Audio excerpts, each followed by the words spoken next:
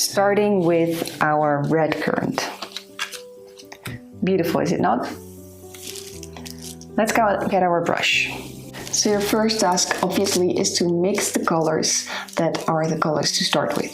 You can do it straight away and use it on your final work, or you could use your scrap paper to do some testing. I will start straight away on paper. Follow along and I will explain what we will be doing. So I start with a very light green. You can always test it on paper. Does it come close to the color that you see? Make sure it is not too saturated. That is something that is easily done. We want to have a very transparent and thin layer. So we flick our brush in the water in order to clean it slightly. And all we do is cover the entire area of every leaf that we see. Since we chose the lightest color, it is the color of your highlight, sometimes of the veins of a leaf, and it will never be too dark. Layering the next layers on top will only darken the places that need to be darker, but will keep the lightest places open. That's the trick of watercolor. Don't worry if you have some variations in your color. That will make the final work look more natural. Looking at the reference image, you can often tell that closer to the origin of the leaf, there is a little more saturation. So working while your paper is still wet, you could add some extra paint to the darker areas that you see in your reference images. Beware to paint around your highlights.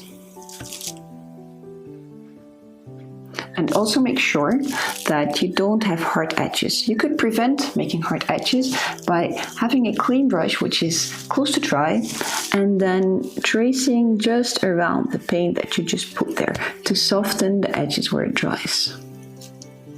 And drawing it a little bit further down the paper. Okay, let's continue on all the other leaves. This might still look a little bit messy, but the nice thing about the first layer is that it isn't too precise.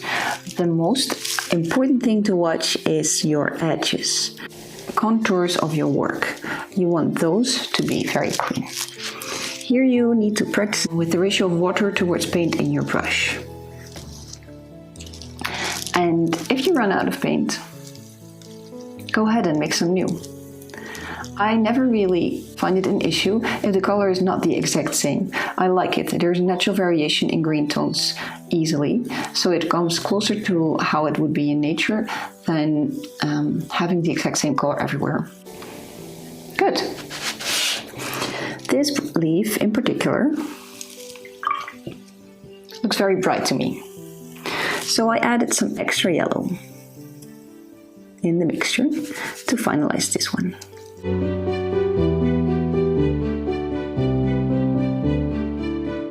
Now we paint segment by segment, meaning that we do not paint a part of the drawing that is adjacent to something we already painted. The last leaf down here. Now talking about segments, this leaf has two segments on its own. So you see the lower part of the leaf and you see the inside of the leaf. So you see the bottom and the top of the leaf. These I consider two different segments. So I paint one and I wait till it's dry before I paint the other. Working in segments is very important. As you know by now that there are hard lines when paint has dried, and there are sort of curving soft lines when the pigment of one segment runs into the other. If you want a hard line, you want your previous layer to be dry before you add the adjacent segment. Okay, so once the segment is dry, you can go ahead and paint the other segment of this leaf. This is a very vibrant light color, so be sure not to use an overly saturated mix. Good. That's it for the leaves. Let's continue on the little branches. Use the tip of your brush to make very sharp edges or sharp lines.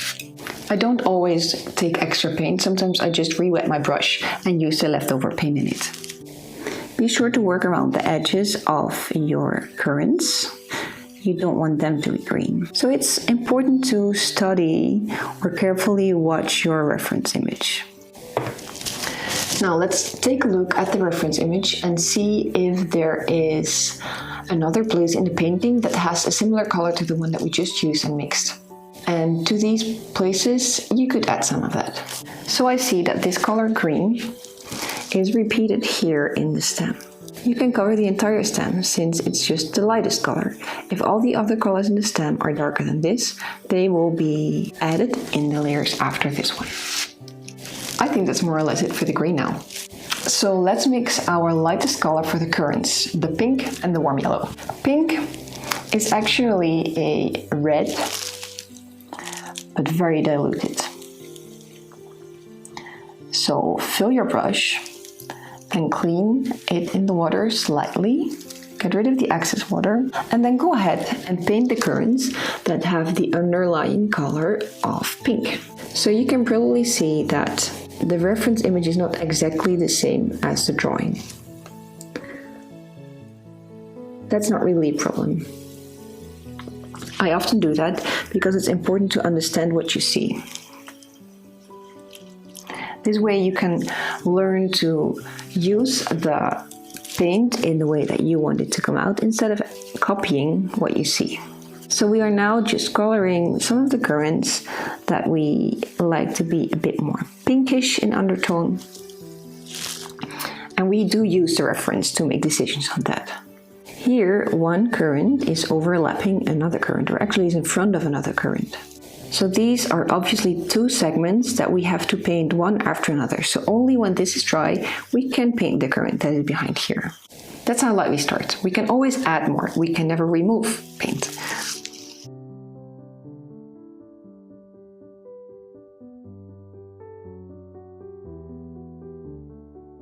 I think there's one more that I want to be in a purple tone. And it receives lots of shadow from the other currants. So I go ahead and start off a little more saturated already than the currants that we just did.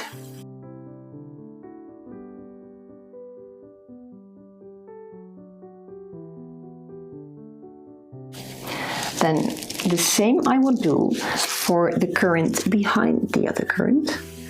It receives shadow, so it is alright to give it a little bit more saturation already from the start.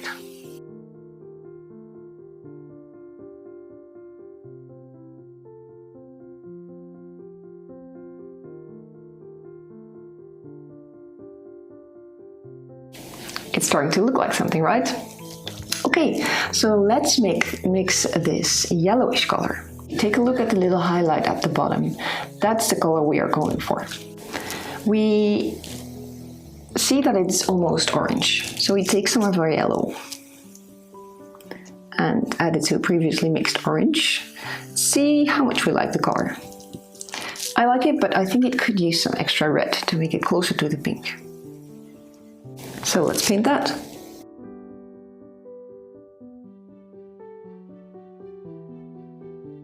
Paint often dries lighter than the way it would seem when you just apply it.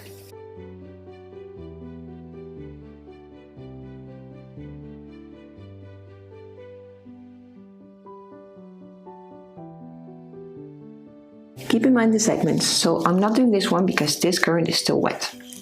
And if you have a brush that contains too much water, just touch your towel slightly and that will remove some of the excess water.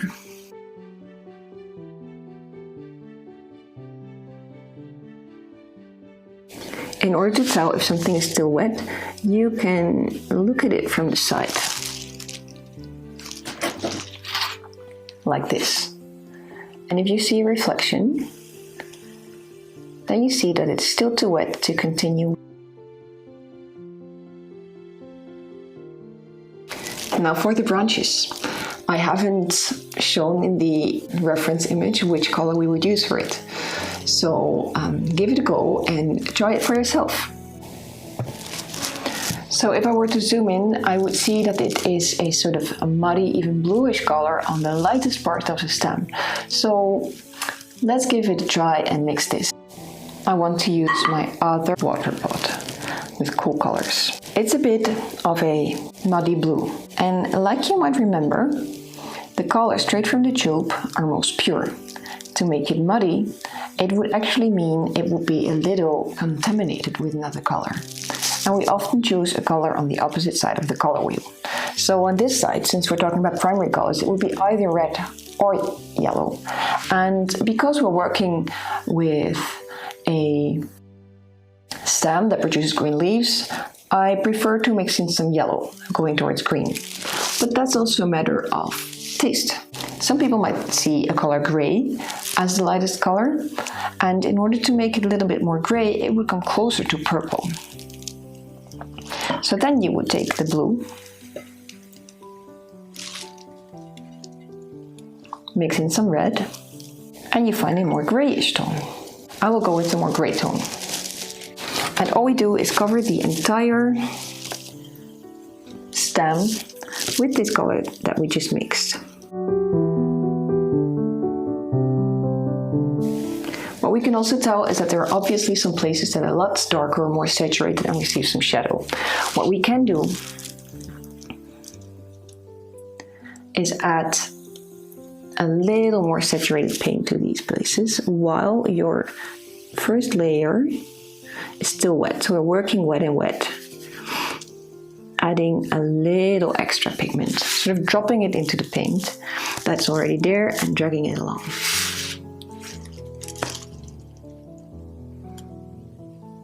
Keep in mind that a branch is not a smooth surface. So where you might sort of naturally want to create very smooth surfaces when painting, it is not beneficial to make a surface that approaches the surface of a branch. So if you were to add some extra color, segment per segment,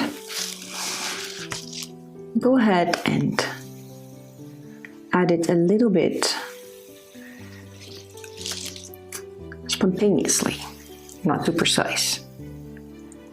Just being careful around the edges of your leaves and currants.